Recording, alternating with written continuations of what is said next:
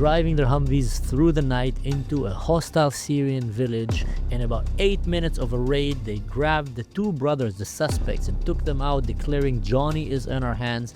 Immediately after they got out of the house, they were ambushed by Syrian terrorist militias from all around, shooting at them, blazing guns. 4 IDF soldiers got...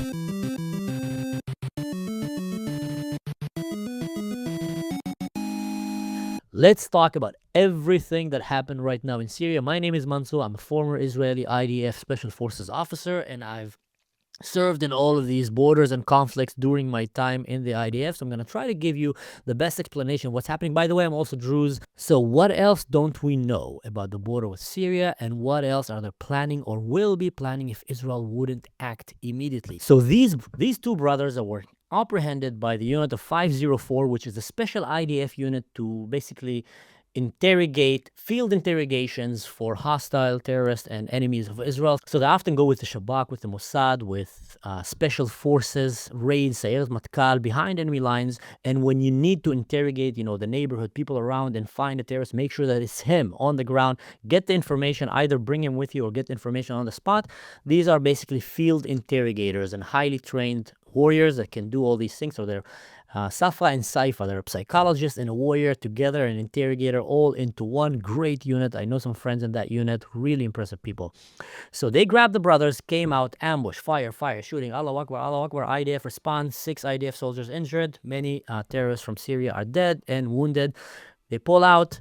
A jeep that was left behind get blown up because apparently the IDF maybe didn't have time to evacuate, or maybe with the helicopters they couldn't take that jeep. It got injured by the shooting apparently. So they went, one of the helicopters or the drones destroyed it to not leave any top classified materials and equipment to the hands of the Syrian regime, and pulled out. One of the soldiers that got rescued during this operation, you can see in this video here, the helicopter bring him to Israel. He had a bullet go through his vest, through his chest, and get stuck in his heart. And the doctor saved his life, but decided to leave the bullet inside of his heart. Well, at least part of it. I'm not a medical expert, but that's just crazy. They said that he's stable right now, and that maybe in the future they'll think about taking the bullet out, but the possibility of leaving the bullet in his heart for the rest of his life is definitely on the table. I mean, that just sounds crazy. Just the fact that Israel can save an IDF soldier, a reservist, that got shot behind enemy lines inside of Syria, bring him to Israel and save him with a bullet in his heart, tells you a lot about the state of Israel, its capabilities, and its morality. But bottom line, these two terrorists came and revealed a very disturbing connections to this. I also want to remind you, I know you hate these things, but it's important. If you're watching my show and you're enjoying it, go and do the like, share, subscribe. I'm still looking at the analytics, guys, and I see that there's still many of you that haven't clicked the bell and haven't clicked the notification, and you're subscribers. So if you're a subscriber and you want to watch more of my videos, that will help, because it will literally give you a notification. There's no cybersecurity hacking into your system. You'll just get a notification, ding, Mansour made a new video, and you can go and watch. That helps support this channel, keep growing. I don't know how many subscribers we have yet. I'm quite bad at checking this, but let's check it right now as we talk. We are standing on 57.9 thousand subscribers on YouTube. YouTube is my main channel, is my favorite channel, where I can talk in depth about the things that I want to bring to you from all aspects, from military, special forces, politics, fatherhood, psychology, travel, adventure, doesn't matter what, computer games. So if you want to support this channel to keep growing and this voice to reach even further, after all, I am actually the only Druze podcaster that is doing it in English on planet Earth, probably the Milky Way, last I've checked, most likely in the galaxy. I don't know if there's any other Druze living behind any black holes in the different galaxies, but as far as I know, this might be the only Druze podcast show on planet Earth, at least. That I can say in English. So if you want to help support this kind of unique minority voice, go and check my Patreon. You can find practical, direct ways, or just do the like, share, subscribe, comment, watch my videos if you find them worthy of your time. I will never ask someone that doesn't find worthy of your time. Anyway, I wasted enough of your time, but it's important that I say that. Oh, let's get back to the show. Connections to the Syrian regime that they might very much be operated by the Syrian regime. They definitely had direct communication with the Jawlani, government, and they're serving as a proxy in that area. They were actually the ones that were in charge of part of the massacre of the Alawites and later on the Druze, and now building this futuristic October 7 border that they want to make with Israel with hopes to one day invade Israel. Because this has been their goal for a very long time. Mind you, the people in that village are already complaining that Jolani is not radical enough. And when they're saying not radical enough, it's going to shock you. It's not what you think. They're actually saying that he's not killing enough Alawites and Druze as he promised them. So that's like you elected a candidate because you think he's going to improve the environmental policies and etc. And then he doesn't do enough to improve the environmental policy and women's rights, human rights, I don't know what. And you complain, you promised us socialism, you're not giving us. So there, you promised us full-on jihad and the Ummah Islamiyya, but you're not giving that to us. You are a traitor. So Jolani and ISIS leaders actually consider the moderate among these terrorist organizations. And like I said, Syria have more than 25, about 27 terrorist organizations, which are the least extreme, which are the least radical ones among them are ISIS and Al-Qaeda, the government. So just imagine all the rest, how radical they are. So Israel is waking up to this new reality right now that we gotta do something about the border with Syria because they are coming, and not like the border with Gaza, which Israel can control in some way.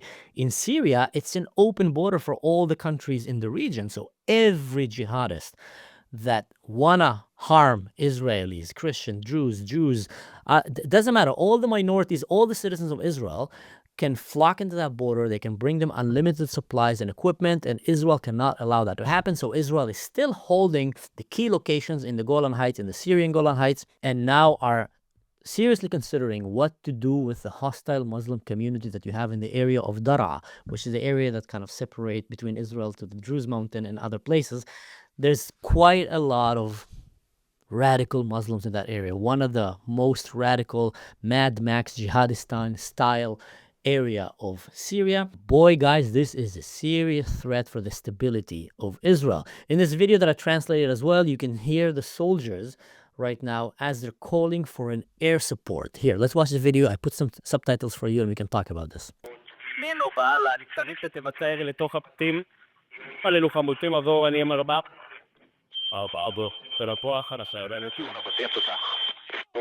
So these kind of operations used to be done only by the elite special forces like سيارة متكال, شلداغ, شهيدة 13, سيارة يائل, Maglan, Egoz, other special units that will go, or the Mossad, behind enemy lines in Syria and into a village that is hostile and will do a raid like this in the middle of the night.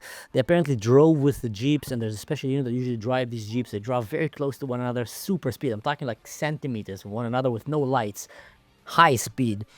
There were tanks coming in the area to give them some cover in case they need to pull in. There was, drones and helicopters. So that kind of operation usually was done only by the elite units, but now it was actually done by a team of reservists. So someone who is not full-time in the army, the reservist. You can be a lawyer, you can be a school teacher, you can be a taxi driver, or a high-tech guy that is working with Uber Eats or I don't know what, Wolt, in some kind of a flexi bike. And all of a sudden you find yourself doing a raid in Syria behind enemy lines, waking up two terrorists inside their bed, plucking out, go out, getting fire from all over, start shooting, blazing. The Alcatraz bathtub scene, ta-na-na-na, I will not give that order, pam-pam, ta-na-na-na, boom, shooting there, ta-ta-ta-ta-ta-ta, everything exploding about them, RPGs flying, just hell breaking loose, kicking through doors, grenade, flashbang going, bam, shooting the door, opening, ta-ta-ta, switching to gun, pa, taking them down, like crazy stuff are going in Syria.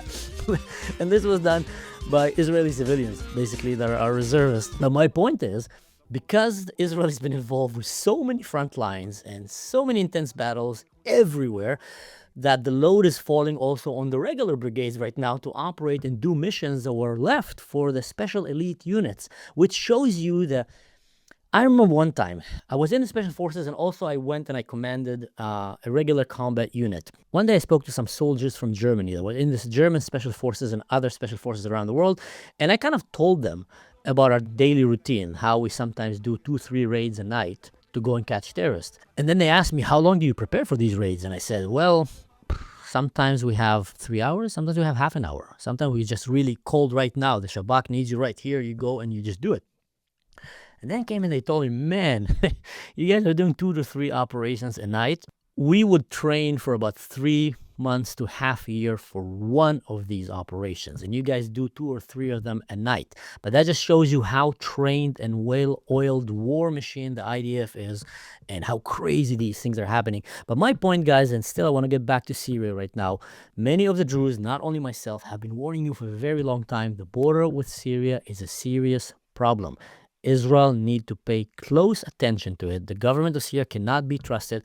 All these violations, by the way, all these attacks always happen once America steps in and tell Israel to stop operating in Syria to take down these terrorists. They see that as a green light and they go and they start executing their own people, executing the Alawites, the Christians, the Yazidis, the Kurds, basically minorities, the Druze, and plotting against coming and destroying Israel. And whenever Israel is fighting them, they pull back and they go and hide. Global jihad terrorism is like a hydra. It's like a snake with several heads, that whatever you chop a head, it keeps growing. The only way to fight it is, until now at least, is you got to put your leg on its chest and keep chopping its head as it grows. That's how you fight radical jihad, and you need to do that with utmost of power and aggressiveness and consistency, not to stop until they're defeated. There's literally no other way of defeating this regenerating jihadist octopus that is trying to send its tentacles all around the world with different means of jihad. Violent jihad, silent jihad, student college Muslim girls with curly black hair and olive trees in the backgrounds of their pictures kind of jihad. Any form of jihad, government jihad, political jihad, they're literally working to take over the world and radicalize them. And not only the West is afraid of that, but many moderate, peace-loving Muslims are afraid of that because they know where would that lead. That will lead them back to the Stone Age. That will lead them back to the Dark Ages. That will lead them back to basically to the days of the Prophet Muhammad. So stay safe and see you next time.